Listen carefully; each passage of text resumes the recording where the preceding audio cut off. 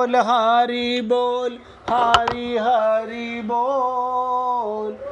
केशव माधव गोविंद बोल, केशव माधव गोविंद बोल। हरि बोल हरि बोल, हरि हरि बोल। हरि बोल हरि बोल, हरि हरि बोल। केशव माधव गोविंद बोल, केशव माधव गोविंद बोल। हरि बोल हरि बोल, हरि हरि बोल। हरि बोल हरि बोल, हरि हरि बोल। केशव माधव गोविंद बोल, केशव माधव गोविंद बोल। हे पुण्यात्माओं, बहुत सरलता से एक एक चीज को समझने का प्रयत्न कीजिएगा। भगवत प्राप्ति कभी कठिन नहीं है। अपने पापी मन को समझाना कठिन पड़ रहा है। हमारा बिगड़ा हुआ मन है, इसलिए मैं आपसे बार बार निवेदन करता हूँ कि भगवान को पाने के लिए बहुत सरलता के साथ भगवत प्राप्ति की ओर अग्रसर होने वाले जीव बहुत जल्दी भगवत प्राप्ति कर जाते हैं। संसार की किसी वस्तु को अपना ना मानना व्यक्ति के मन में बहुत जल्दी अभिमान आ जाता है। जरा सा पैसा आ जाए, जरा सी सीट मिल जाए, जरा सा ज्ञान आ जाए, अभिमान कर लेता है। लेकिन भगवान इसी पृथ्वी पर कृपा करके अभिमान को मिटाने का प्रयत्न भी करते हैं। एक लीला के माध्यम से समझिएगा कि भीम के मन में, नरेंद्र भाई आपका मोबाइल की आवाज़ बंद कर लेना। भीम का अभिमान, 5 पांडवों में भीम के मन में बहुत अभिमान था कि मुझ जैसा शक्तिशाली कोई नहीं है। हनुमान जी से उसका अभिमान भगवान ने कैसे खंडित कराया। वनवास के समय पांडव गंधमादन पर्वत के पास रुके हुए थे। चारों ओर हरियाली, झरनों की मधुर ध्वनि और सुगंधित फूलों से भरा हुआ अद्भुत वातावरण था। उसी समय हवा के साथ उड़ता हुआ एक दिव्य कमल पुष्प द्रौपदी के पास आ गिरा। हवा से एक दिव्य कमल पुष्प द्रौपदी के पास आ गिरा। उस फूल की सुगंध और सुंदरता इतनी अद्भुत थी कि द्रौपदी उसे देखकर मंत्रमुग्ध हो गई। उन्होंने मुस्कुराते हुए पुष्प भीम को दिया और बोली, हे भीमसेन, आप संसार के सबसे बलवान गदाधारी हो। यदि आप चाहो तो गंधमादन पर्वत से ऐसे कई दिव्य पुष्प ला सकते हो। मैं उन्हें अपनी वेणी में चोटी में सजाना चाहती हूँ। क्या आप मेरे लिए ये पुष्प ला सकते हो? द्रौपदी की बात सुनकर भीम उत्साहित हो उठे। अपने बल पर उन्हें बहुत गर्व भी था। उन्होंने तुरंत कहा, देवी, ये तो बहुत छोटा सा कार्य है। मैं अभी जाकर आपके लिए अनेक दिव्य पुष्प लाकर देता हूँ। भीम अपनी गदा लेकर पर्वत की ओर चल पड़े। रास्ता बेहद कठिन, ऊंचे पहाड़, घने जंगल और जंगली पशु, लेकिन अपने बल के अभिमान में भीम लगातार आगे बढ़ रहे थे। ये सब भगवान ऐसी लीला कराते हैं और संत महात्मा हमें सुनाते हैं सिर्फ हमारा अभिमान तोड़ने के लिए। अपने बल के अभिमान में भीम लगातार आगे बढ़ते रहे। कुछ दूर जाने के बाद उन्होंने देखा रास्ते में एक बूढ़ा बानर लेटा हुआ है और उसकी पूंछ पूरे मार्ग में फैली हुई है। भीम ने क्रोध से कहा, अरे बानर, अपनी पूंछ हटाओ, मुझे आगे जाना है। बानर ने शांत स्वर में उत्तर दिया, हे योद्धा, मैं बहुत बूढ़ा हूँ, मुझ में अब शक्ति नहीं है। यदि तुम्हें थोड़ा जल्दी है तो तुम ही मेरी पूंछ हटाकर निकल जाओ। भीम को ये सुनकर हंसी आ गई। उन्होंने सोचा ये तो बड़ा आसान काम है, लेकिन जैसे ही उन्होंने पूंछ उठाने की कोशिश की वो जरा भी टस से मस हिला नहीं पाए। भीम ने अपनी पूरी शक्ति लगा दी, फिर भी पूंछ टस से मस नहीं हुई।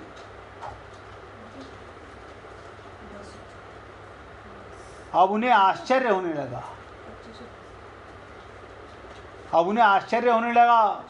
उन्हें तुरंत विनम्र होकर पूछा, प्रभु आप कौन हैं? उन्हें आश्चर्य हुआ कि एक बंदर की, बूढ़े बंदर की मैं पूंछ नहीं हटा पा रहा। अब विनम्र होकर पूछा, प्रभु आप कौन हैं? तभी वो बानर दिव्य रूप में प्रकट हुए। वो कोई नहीं बल्कि महाबली हनुमान जी थे। हनुमान जी ने मुस्कुराकर कहा, भीम, सच्ची शक्ति वही है जिसमें विनम्रता हो, संयम हो। केवल बल पर गर्व करना उचित नहीं। ये सुनकर भीम का अभिमान समाप्त हो गया। उन्होंने श्रद्धा से हनुमान जी के चरणों में प्रणाम किया। ये सुनकर भीम का अभिमान जैसे ही समाप्त हुआ, हनुमान जी ने उन्हें आशीर्वाद दिया और भीम आगे बढ़कर दिव्य पुष्प लेकर लौटे। सच्चा पराक्रम वही है जिसमें शक्ति के साथ विनम्रता हो। हे पुण्य आत्माओं, किसी चीज़ का एहसास अपने अंदर गर्व मत कीजिए, किसी बात का भी।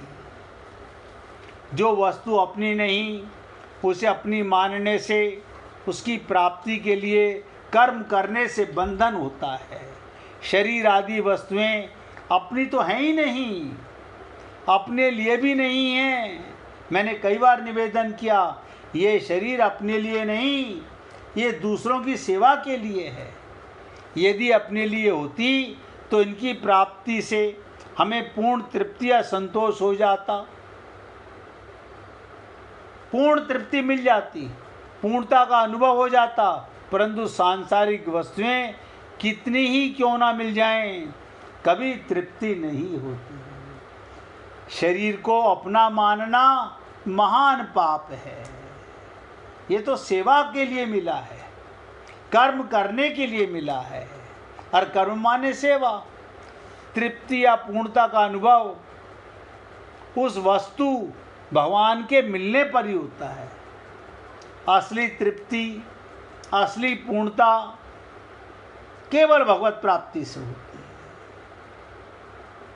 है। बिना भगवान को पाए कोई भी जीव पूर्णता को अनुभव नहीं कर सकता, तृप्ति नहीं हो सकती है। और भगवान को पाना कितना सरल कि वो मिला हुआ है। देखो कमाल की चीज, भगवान ही मिला हुआ है। पूर्ण के साथ रहते हो, अपूर्ण में फंसे रहते हो। माया के बंधन में हो, वहां से हटो तो पूर्ण की प्राप्ति का अनुभव करो। भगवान को पाना इसलिए कठिन नहीं कि भगवान को छल कपट से नहीं पाया जाता। भगवान ने भी कहा, मेरा मत तो ये है, प्रकृति की कोई भी वस्तु अपनी मत मानो। जब माया का कुछ है ही नहीं मेरा, तो कौन बचा? केवल भगवान। हमने कहा था आपके सामने दो चीजें हैं, एक माया संसार है और एक भगवान है। लेकिन क्या करे ये मूर्ख, सबसे पहले अपने शरीर को अपना मानता है, हर शरीर को मैं मानता है, और एक गलती के बाद त्रुटि पर त्रुटि, गलती पर गलती पर गलती पर गलती होती चली जाती है, और मिलता मिलाता कुछ नहीं, सब छोड़ के जाना होता है। तो तृप्ति या पूर्णता का अनुभव भगवान के मिलने पर होता है, जो वास्तव में अपना है, अपने साथ है और मिला हुआ है। अपने वास्तविक वस्तु के मिलने पर फिर स्वप्न में कुछ भी पाने की इच्छा नहीं रहती। जैसे संसार में ध्यान दीजिएगा, सभी पुत्रवती स्त्रियां माताएं ही हैं, पर बालक को उन सभी माताओं के मिलने से संतोष नहीं होता, अपनी माता के मिलने से भी संतोष होता है। यानी सारी स्त्रियां माता हैं, लेकिन अपनी माता के मिलने से संतोष होता है। मेरी माँ मुझे मिल जाए, बहुत गोदी में लेना चाहती हैं स्त्रियां, बेटा मेरी गोदी में आ जा, मेरी गोदी में आ जा, लेकिन कहता नहीं, मुझे माँ की गोदी में जाना है। ये क्या कारण? ये लीला है देखो भगवान की। ऐसे ही ये आत्मा जीव परमात्मा की गोदी में जाना चाहता है। अब परमात्मा मिले हुए हैं, लेकिन ये भ्रम मिट नहीं पा रहा। इसी तरह जब तक और पाने की इच्छा रहती है, तब तक यही समझना चाहिए अपनी वस्तु मिली ही नहीं। मिली हुई वस्तुओं को भूल से भले ही अपनी मान लें, पर वास्तव में वे अपनी हैं नहीं, और इसलिए उनसे अपनी तृप्ति कभी नहीं हो सकती। क्या मतलब? सारा संसार आपको मिल जाए, सारा संसार, आप अतृप्त ही रहोगे। आप कहोगे संसार मिला है, स्वर्ग तो मिला नहीं। अरे बाबा, ब्रह्मलोक भी क्यों ना मिल जाए, तृप्ति नहीं हो सकती। तृप्ति तो परमात्मा से ही हो सकती है। और कमाल की चीज़ ये, परमात्मा मिला हुआ है, लेकिन हमारा मन माया में भटका हुआ है। मन गंदा और राम नाम की चदरिया ओढ़ रहे हैं। किसको धोखा दे रहे हैं, राम को या संसार को? ना संसार को ना भगवान को, अपने आप को धोखा दे रहे हैं, अपने आप को धोखा दे रहे हैं।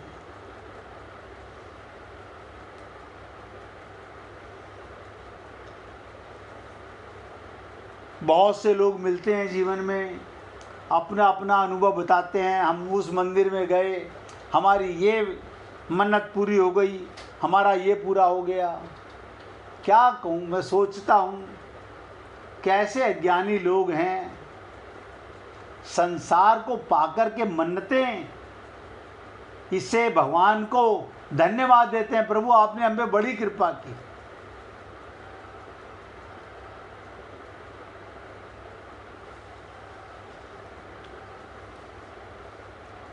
इसीलिए जब तक और पाने की इच्छा रहती है, तब तक यही समझना चाहिए अपनी वस्तु यानी अपने भगवान नहीं मिले। मिली हुई वस्तु को भूल से अपनी मान लें, पर वास्तव में वे अपनी हैं नहीं, इसलिए उनसे अपनी तृप्ति कभी नहीं हो सकती, कभी तृप्ति नहीं हो सकती। अतृप्त रहोगे। अतः मिली हुई कोई भी वस्तु अपनी और अपने लिए नहीं है। हाँ बताइए, गोपियां कहती हैं जित देखाऊं तित श्याममयी है। ऐसा क्यों हुआ? हमारे साथ क्यों नहीं ऐसा हो रहा? उन्हें सब में भगवान नजर आ रहा है, तो हमें भी तो नजर आना चाहिए था। आखिर जैसा शरीर उनके पास, जैसी आँख, सब कुछ हमारे जैसा। फर्क क्या है? उन्हें आत्मज्ञान हो गया, उन्हें भगवान की सृष्टि, भगवान की नजर आने लगी। अभी हम मन के गुलाम हैं, माया में फंसे हुए हैं और माया के प्रलोभन में ये जीव अनंत जन्मों से फंसा हुआ है। आप देखिए, मैंने कहा शरीर अपने लिए नहीं, दूसरे की सेवा के लिए मिला है। यानी प्रत्येक चीज आपको जो मिली है वो दूसरे के लिए मिली है, उस पर आपका अधिकार नहीं है। आपका अधिकार तो केवल भगवान पर है और वो मिला हुआ है, लेकिन हम लोग उसको पाने के लिए भटक रहे हैं। अभी कोई भक्त बोल रहा था, बोले महाराज 4 धाम की यात्रा करने चल रहे हो, हम आपकी टिकट बुक करा लेते हैं। मैंने कहा भाई मैं रोजाना ही कई धामों की यात्रा करके आता हूं, मुझे घूमने जाना तो ठीक, भगवान के साथ जाना तो ठीक, लेकिन जो मैं कर रहा हूं मेरे लिए तो वही मेरी यात्रा है, वही मेरे तीर्थ हैं। भक्तों की सेवा में ही भगवान का साक्षात्कार अनुभव करना। देखिए, सरलता के साथ समझोगे तो भगवान का मत आपका मत भी है। बस अज्ञानता से अपने आप को बचाने का प्रयत्न करो। अज्ञानता क्या है? आप हैं आत्मा और शरीर मानकर संसार को पाने में लगे हुए हैं, संसार को मनाने में लगे हुए हैं, संसार को खुश करने में लगे हुए हैं। मेरे पड़ोसी मुझसे खुश हो जाएं, मेरे रिश्तेदार मुझसे खुश हो जाएं। आप हम लोग ऐसे ही संसार में अनंत जन्मों से फंसे हुए हैं। इसी जन्म की बात नहीं है, अनंत जन्मों का यही हाल है। इसलिए पुण्य आत्माओं, भगवत प्राप्ति को कठिन ना समझें। भगवान की लीला को समझने के लिए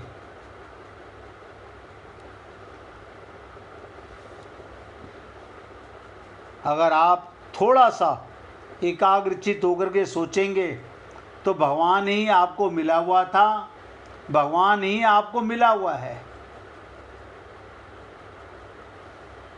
आजकल हम गीता पर चर्चा कर रहे हैं।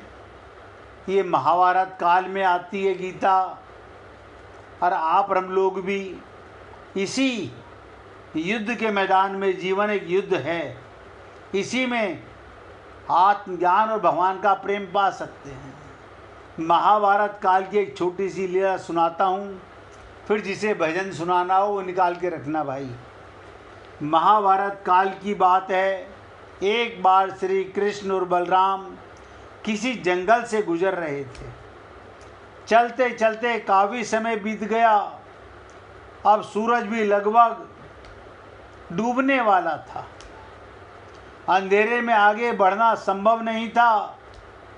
इसलिए कृष्ण बोले, बलराम हम ऐसा करते हैं, और सुबह होने तक यहीं ठहर जाते हैं। भोर होते ही हम अपने गंतव्य की ओर आगे बढ़ जाएंगे।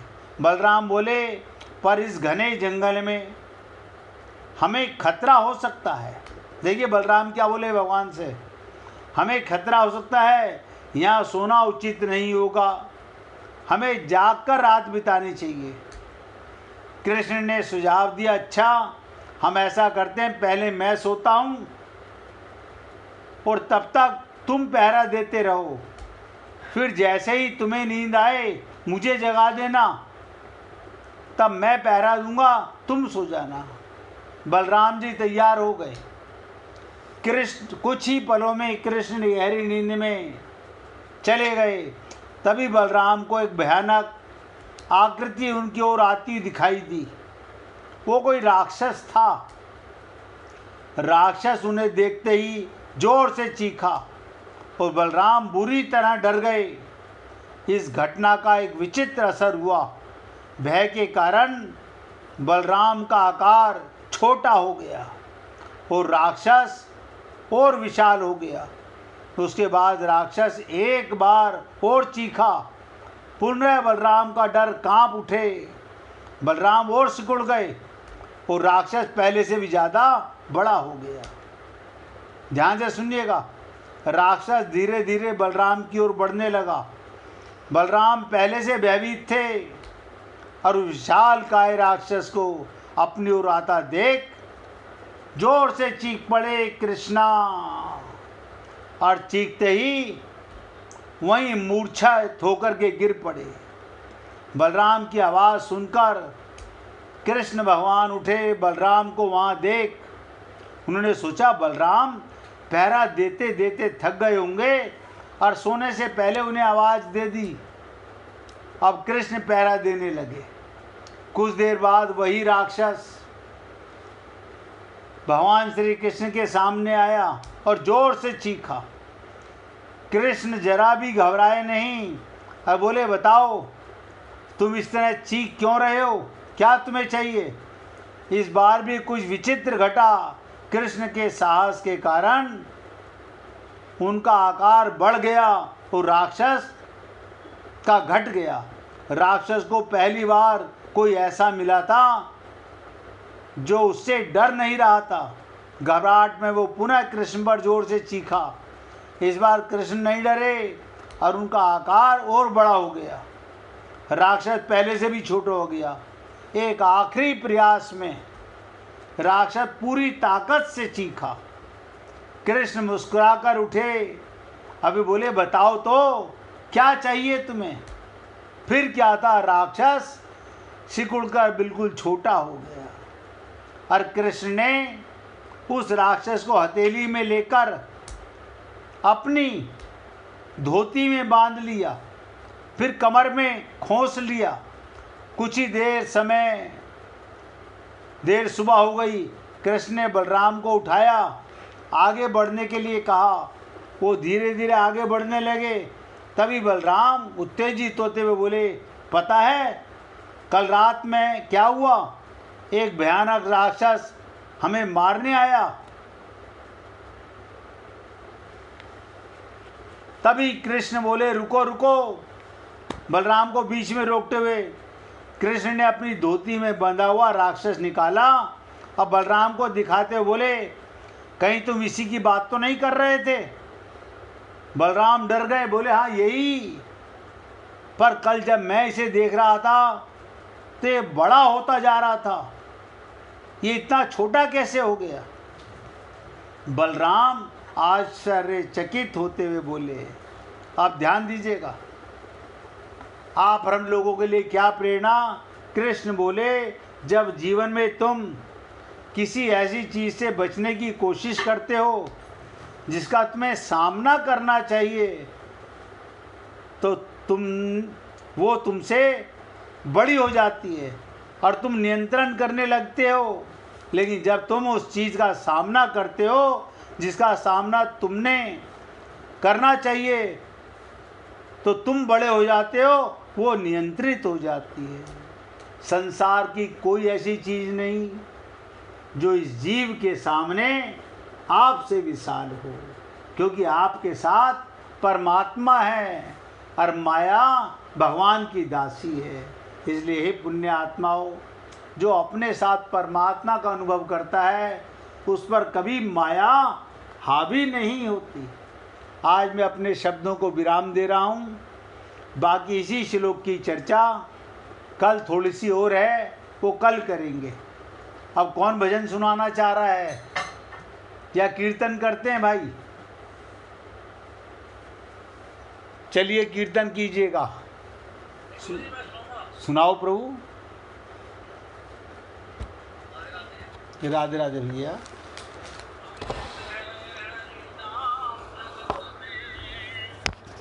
अमृत है हरि नाम जगत में, अमृत है हरि नाम जगत में। इसे छोड़ विषय विष पीना क्या, इसे छोड़ विषय विष पीना क्या। हरि नाम नहीं तो जीना क्या, हरि नाम नहीं तो जीना क्या। अमृत है हरि नाम जगत में, इसे छोड़ विषय विष पीना क्या। हरि नाम नहीं तो जीना क्या। काल सदा अपने रस डोले, ना जाने कब सर चढ़ बोले। काल सदा अपने रस डोले, ना जाने कब सर चढ़ बोले। हरि का नाम जपो निस्वासर, हरि का नाम जपो निस्वासर।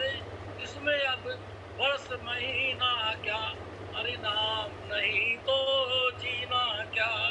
हरि नाम नहीं तो जीना क्या। तीर्थ है हरि नाम हमारा, तीर्थ है हरि नाम हमारा, फिर क्यों फिरते मारा मारा। तीर्थ है हरि नाम हमारा, फिर क्यों फिरते मारा मारा। अंत समय हरि नाम नावे, अंत समय हरि नाम नावे। तो काशी और मदीना क्या, हरि नाम नहीं तो जीना क्या। तीर्थ है हरि नाम हमारा, फिर क्यों फिरते मारा मारा।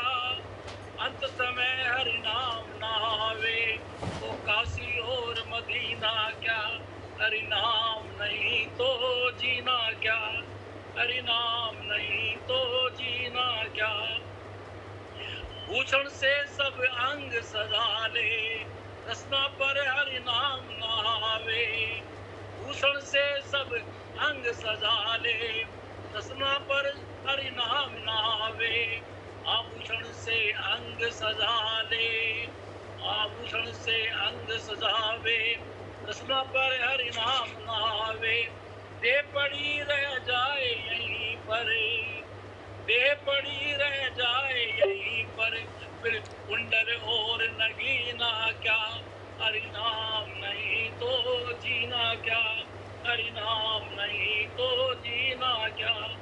अमृत है हरि नाम जगत में, अमृत है हरि नाम जगत में, इसे छोड़ विषय विष पीना क्या।